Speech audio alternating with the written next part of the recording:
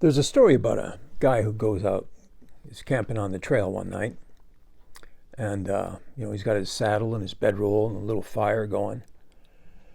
And in the middle of the night, he gets up to answer the call of nature. And coming back to his bedroll, he sees a great big old snake. So he reaches down, picks up a stick, and starts whacking at that snake to chase it away.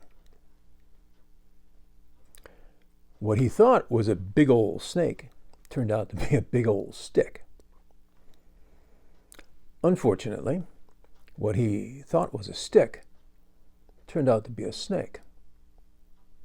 And it bit him, and he died.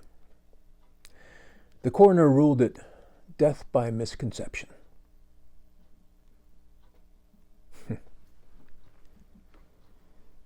Conception and perception. I used to go out with my pony most every day for a ride, an hour or so. And we'd like to take different trails, see what we could discover, go exploring. And we had some regular routes too. Every once in a while on a new trail, we'd find something interesting, an obstacle, a tree down, or once it was some power lines with bright yellow fenders on them. Another time it was an old abandoned vehicle, all rusted out and overgrown. And first time we approached this vehicle on the trail,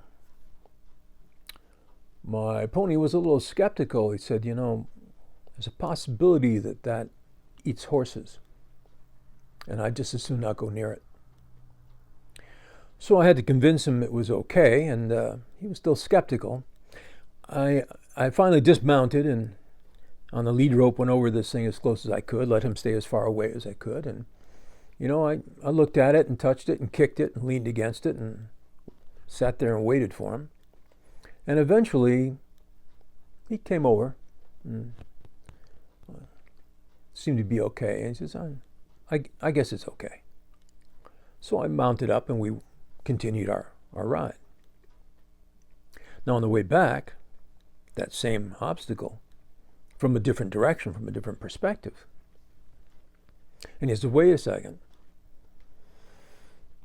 There's a possibility that thing eats horses. I just as soon not go near it. So once again, I had to convince him that it was okay.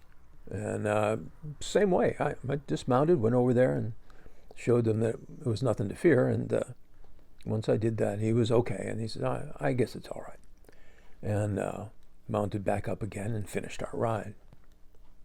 Now the next day, I made a point to go on that same trail.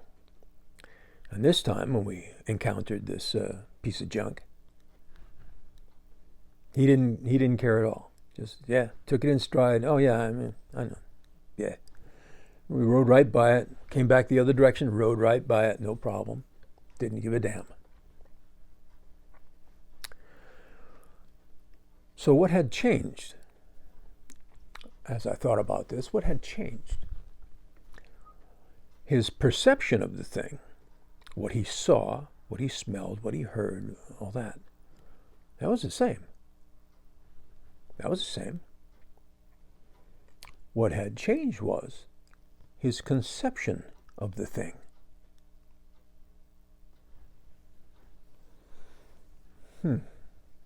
Now, you know the story of the 5 blind men and the elephant, right?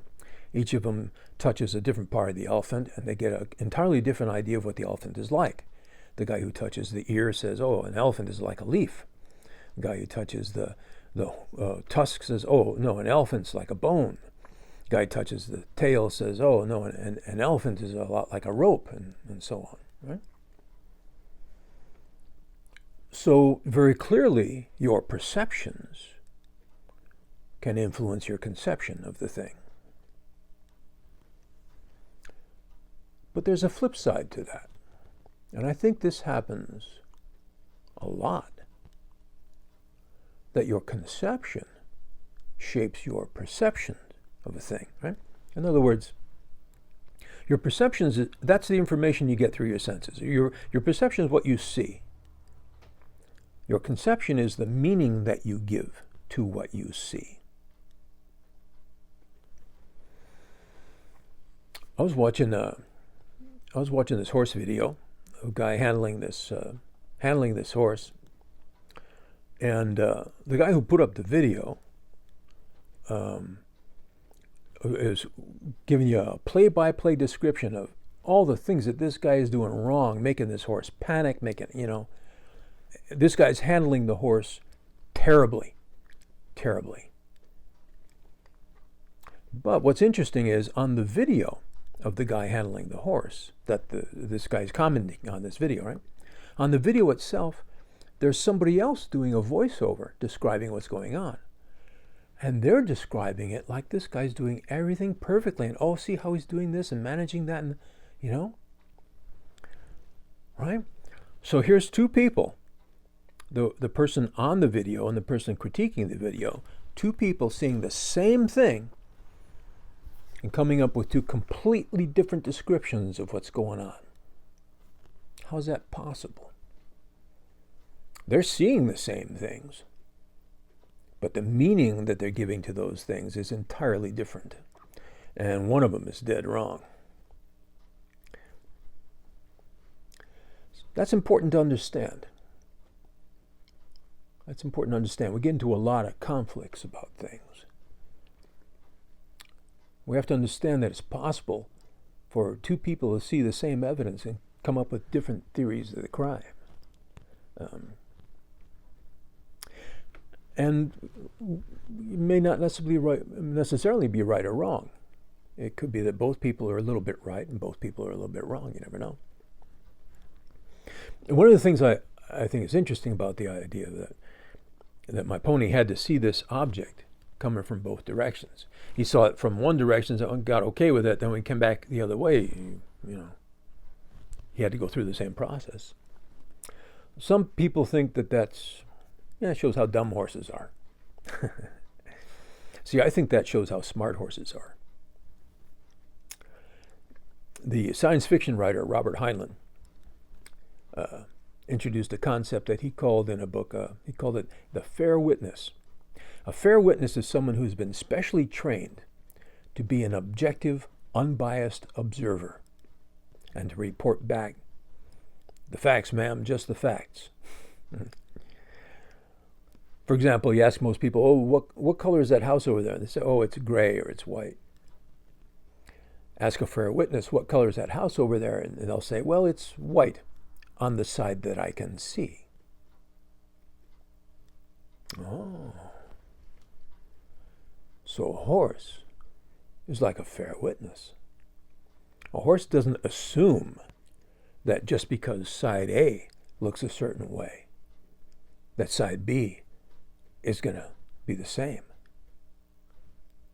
Very interesting. Anyway, certainly important to know that your perceptions shape your conception.